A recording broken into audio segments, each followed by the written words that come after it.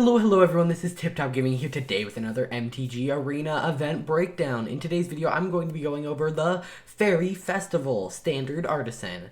So, I did a video breaking down the Artisan format a while ago, but I'm going to give you a brief little introduction to it. It's actually very simple. You can only use commons and uncommons, so it's Pauper but with uncommons, which I think it's pretty good. The main reason for Pauper being a thing is to reduce the cost of magic, but sometimes when it's just commons, especially in just standard, it can get kind of boring, so the uncommons add a lot here. Now, for rewards, what they're offering are these really awesome card styles, which are only on the adventure cards, and it's technically possible. I also did a video covering how to get all these. It's technically possible to get every single adventure card without paying a single gem, which is what I plan on doing, just so I can show them off and, do videos about them. But in this one, you can get up to 5 card styles for getting up to 5 wins. So this event will start in about 35 hours from now, so that's like Sunday. It'll start Sunday, it seems like, which is a little controversial, but a couple things to note about Artisan. Persistent Petitioners, Cauldron Familiar, Cavalcade of Calamity, and Gates of Blaze are all banned. I'll talk about what decks I think are going to be dominant here in a second, but I feel like before you start racing in your mind, like, what am I going to build, just note that.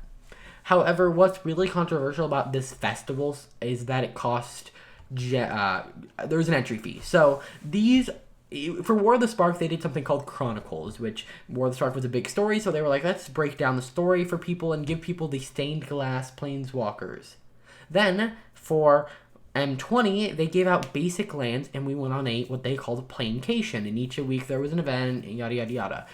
And each time, those events were free. This, however, is not free, and that makes it a little more controversial. I normally I'm like, yeah, go out and play this, but I can't recommend this for everyone. It's not like you get a copy of the card and the style. You literally are getting 5 styles for 2,500 coins, which isn't a bad deal when you look at the price of styles, but some people are like, well, that's 2.5 packs. I'd much rather get 2.5 packs than 5 cosmetics, and I completely agree. The bundles in the actual store, which I think I have one left of. These cost 3,000 and you get 5. Now the event does have the 2 mythics, so then I believe it's either the next event or the event after that has the white mythic, the Realm Cloak Giant. But these generally have the more used cards. Like, I'm pretty sure all 5 of these cards see some play in Standard currently, which is pretty good. So if you like like decking out your decks, I would recommend going into this event as well. You could also say that the entry fee is also just, part of the entry fee, you get to play the event. And so if you enjoy the event, that is true. If you don't like the event, then you'd almost rather pay the 500 extra coins and just buy these styles. So I can't recommend everyone do it. I'm going to do it. You are going to see gameplay of it coming out probably Monday or Wednesday, depending. But I really love the way these look, and I expect that in the future with, like, Theros Beyond Death, whatever the style cards are, I assume they're going to do the same thing here with MTG Arena, because all of what I'm going to call Chronicles, because that's what they kind of referred to them originally as, they've all had something unique. The Stained Glass Planeswalkers were not normal styles, the basic lands are unobtainable any other way, and these are, of course, unique as well. You'll eventually be able to buy these with gems if you want, but I don't recommend it. As well, just ignore this 500 gem thing. If you don't have 2,500 coins and can't get in time, just don't get the styles. They're not worth 500 gems. Yeah.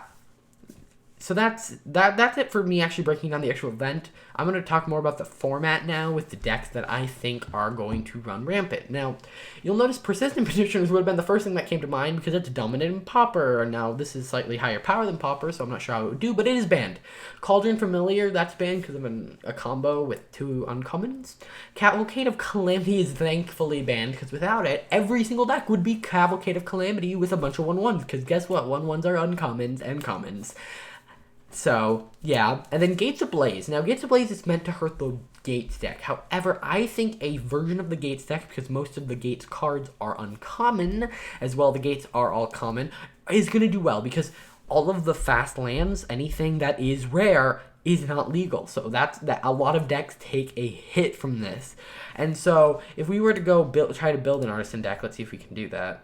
I would hope so. Artisan, you'll notice that, like, I think that a Gates deck is going to run rampant Probably. So, like, Guild Summit, even without Gates Ablaze, I think it still could do really well. I mean, something like this, Archangel, just basically all of these gate cards, maybe some Open the Gates, but in general, I think that this is what's going to do well. You get all the fixing, because while you are, not benefiting from having fast lands, you also, you do benefit from gates, versus everyone else is just forced to run them at a disadvantage, versus this deck doesn't actually get hindered by that. Again, Gates of Blaze is the only thing, however, you could just run I guess, is there any other destroy all creatures? No, there's not any other destroy all creatures at all. That is a little bit of an issue, but like I might run like a Conclave Tribunal, something like this, and this is already a deck. I think that this is totally something that's going to be played a bunch.